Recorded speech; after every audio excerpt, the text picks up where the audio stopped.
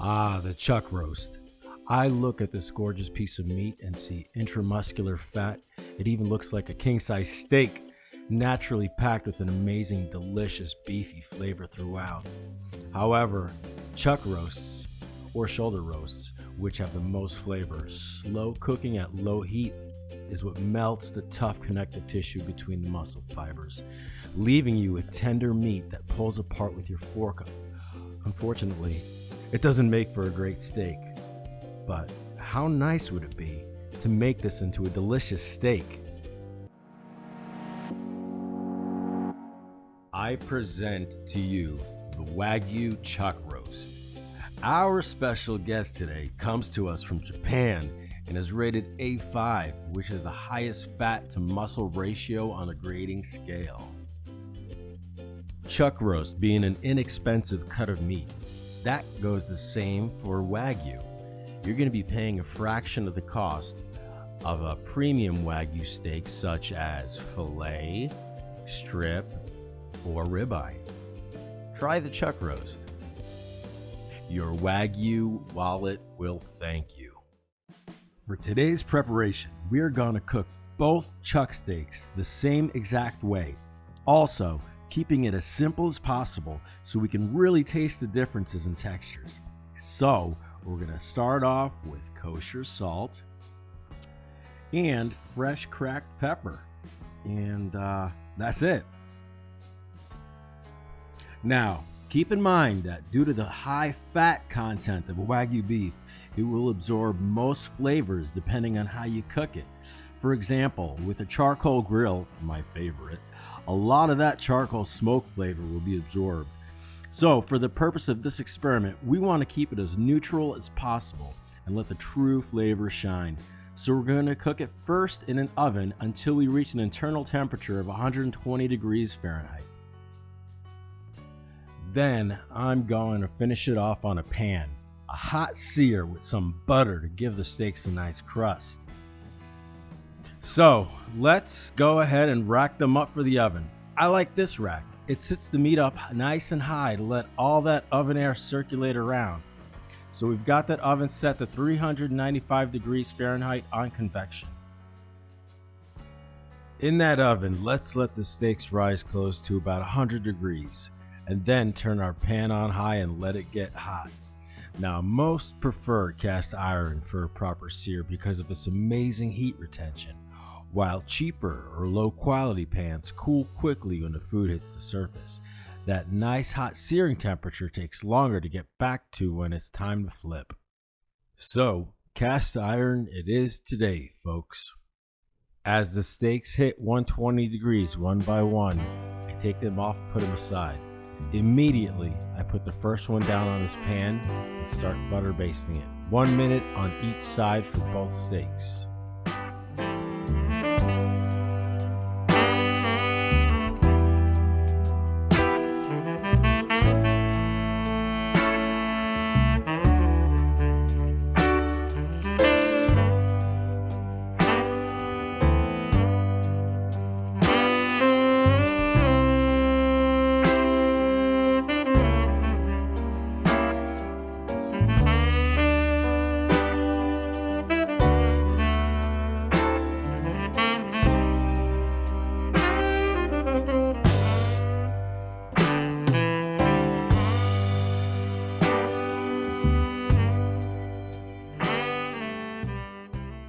Welcome. Hi, everybody. Glad you're here to join us this morning.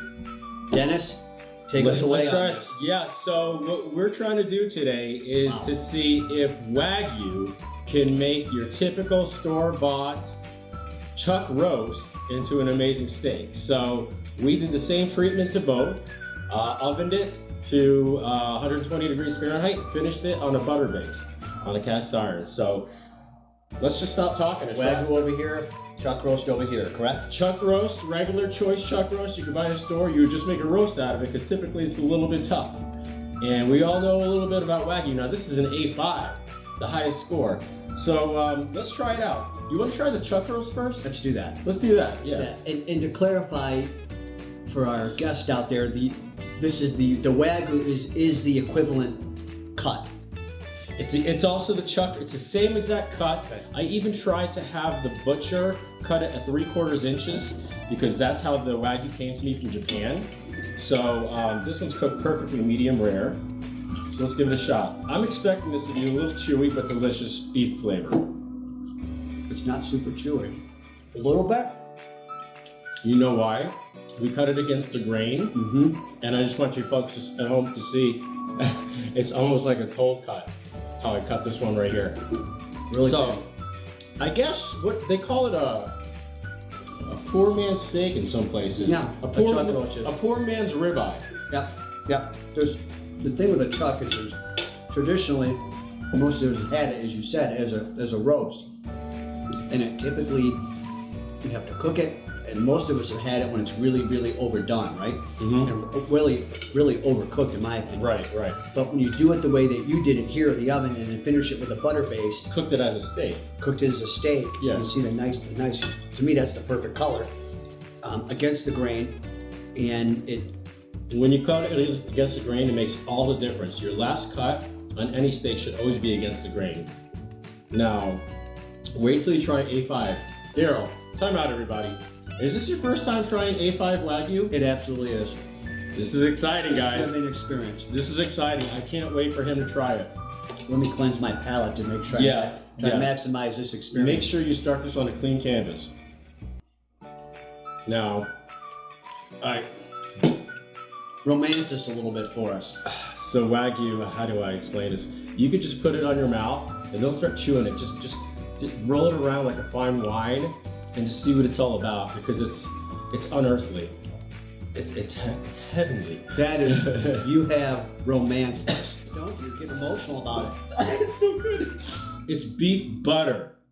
Ready, Okay. guys? Yep. Let's see. I'm All right. more than ready. With a crust. With a Crust. butter crust. All right. Well, am I going first? I should let you go first. Okay. Don't be scared of the fat. This is good fat-free, by the way. You know what, guys? Just my first thing I noticed before I even taste it. You don't even. I had the knife. You don't need Don't that. even need the knife. Ready? Yep.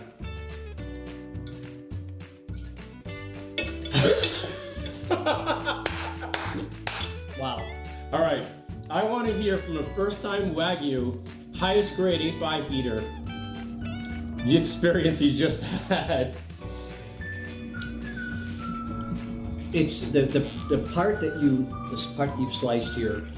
You made a really good point. Is that there's fat marbled into those particular slices. Yeah. For those of you out there who might be a little bit hesitant with the whole fat thing, if you go to the point of doing a Wagyu, you got to kind of. My first expression is you got to check out on that part because the fat, it's all just a part of the experience, and it's not chewy fat. It just kind of. You said it melts. There's no chew. There's no give at all. Like with this one, it's delicious. You have to chew it. But with this one, I mean, it's ethereal. I mean, even this tiny little bit, that I had to overcook because it was thinner than the fat part. It's so forgiving, even if you're not the best cook in the world. Yeah. So again, this delicious as a poor man's ribeye. If you do it the way I did it, or just do it however you like to do it, don't overcook it. Please don't overcook it past medium. Cut it against the grain. Make sure your last cut is against the grain, thin as can be. Yeah, you'll have a little bit of a chew, but that's good.